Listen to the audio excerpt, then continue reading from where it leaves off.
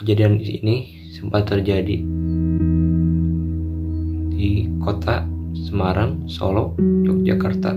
Menuliskan grafiti ini oleh segenap kelompok dengan tidak ada rasa, maksudnya tidak ada perizinan ataupun konfirmasi terhadap pencoretan tersebut, sehingga menjadikan warga resah dibuat oleh mereka.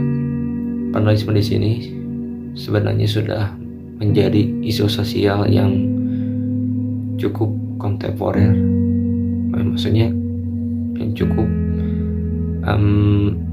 menjadi isu sosial yang terjadi dalam masa kini. Walaupun sebenarnya vandalisme di sini sudah terjadi pada zaman Romawi. Istilah di sini terjadi pada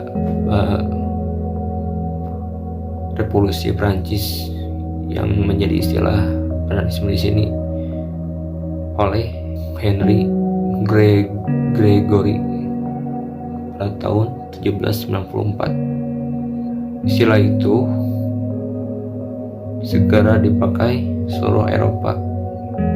Penggunaan baru ini bangsa Vandal pada zaman kuno merupakan bangsa barbar atau tidak beradab yang suka merusak.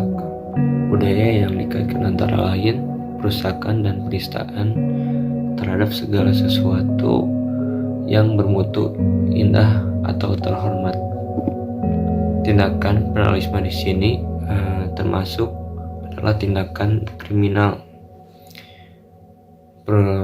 Yang termasuk adalah perusakan, pencatatan grafiti yang liar dan hal-hal yang lainnya bersifat mengganggu peradaban. Vandalisme menurut Kamus Besar Bahasa Indonesia adalah perbuatan kerusakan yang secara kasar dan ganas. Kerusakan di sini seperti kerusakan barang orang lain, mencoret-coret pada umumnya, mencoret-coret tembok ataupun yang sekiranya itu bangunan yang indah dan bangunan penting, seperti misalkan mencoretkan bangunan pada bangunan kantor polisi ataupun yang sehingga membuat resah warga dan menjadi sorotan publik yang sungguh amat tidak pantas untuk dibuat, dan sehingga juga dapat merusak estetika yang awalnya rapi dan bersih, namun setelah dicoret-coret menjadi hilang keestetikanya dan tidak amat pantas untuk dibuat oleh segenap kelompok mereka.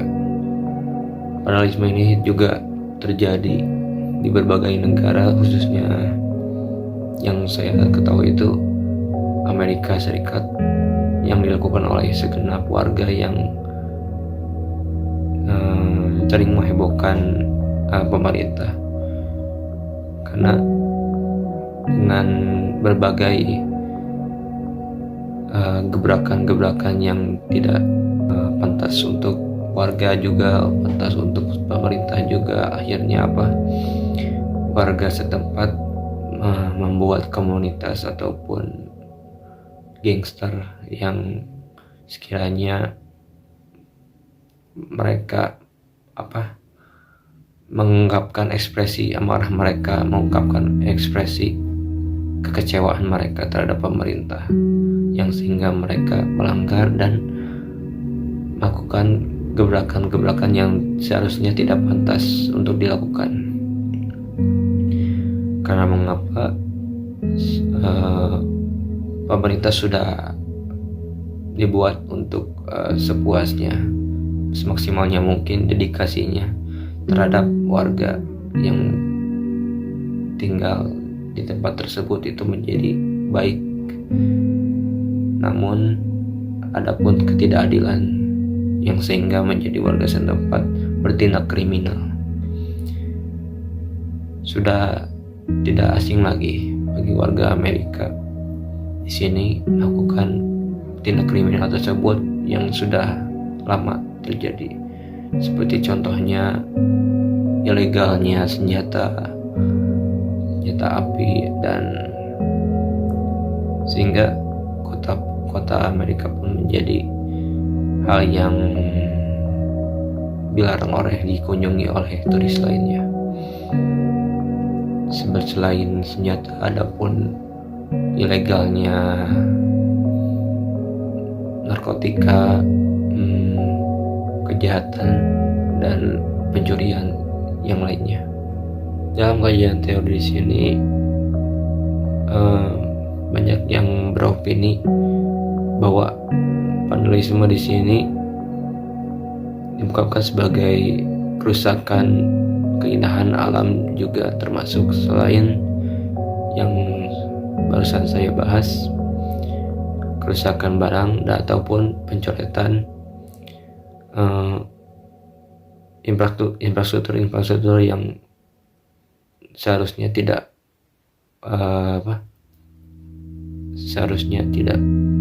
hilang estetikanya gitu. Peneliti yang saya maksud adalah Les di tahun 2003 mengungkapkan berbagai aksi-aksi dalam vandalisme di sini. Di antaranya yang kesatu, aksi mencoret-coret pada umumnya ya. Ini mencakup kegiatan mencoret-coret tembok di berbagai tempat seperti pinggir jalan, sekolah, jembatan, halte bus, bangunan, dan sebagainya. Yang kedua, aksi memotong. Ini melibatkan tindakan memotong pohon, tanaman, atau bunga yang ditemui oleh remaja. Remaja seringkali memiliki berbagai alasan untuk melakukan pemotongan tersebut. Dilanjutkan pada poin ketiga, yakni aksi memetik. Ini termasuk memetik bunga, buah, itu pun adalah tanpa izin orangnya, menjadi tindakan vandalisme.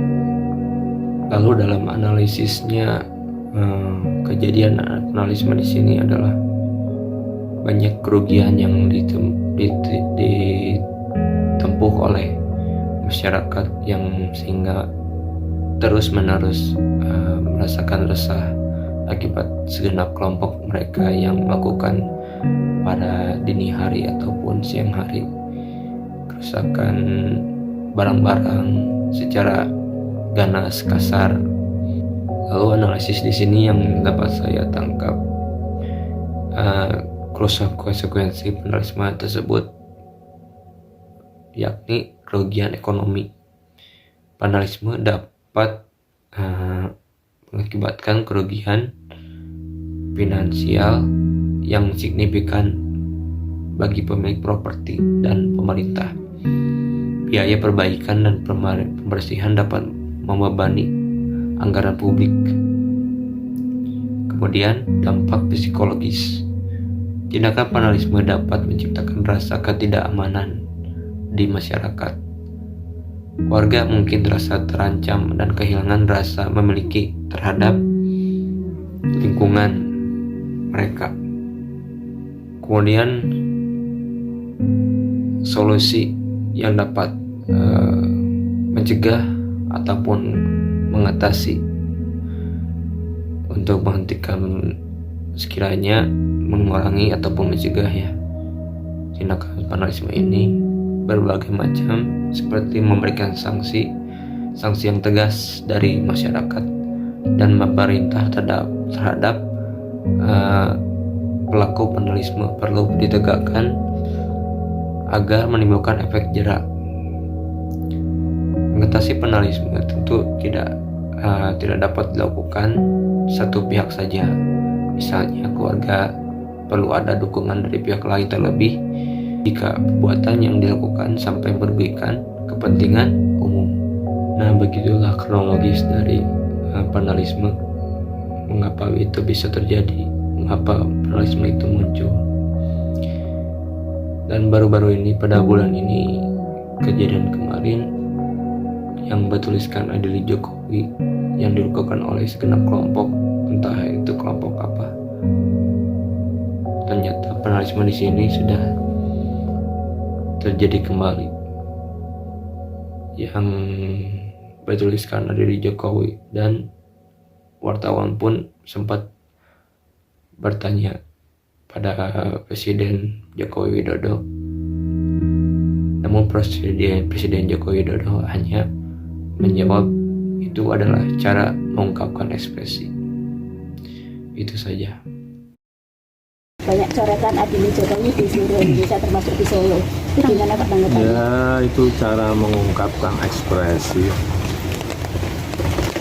Cara mengungkapkan ekspresi. Jadi Berarti enggak menanggapi itu seperti apa, menanggapi Pak? itu enggak Seperti apa Pak menanggapi itu? sudah terbiasa atau gimana Pak? Biasa ya, aja itu tuh. kan cara mengungkapkan ekspresi. Enggak masalah.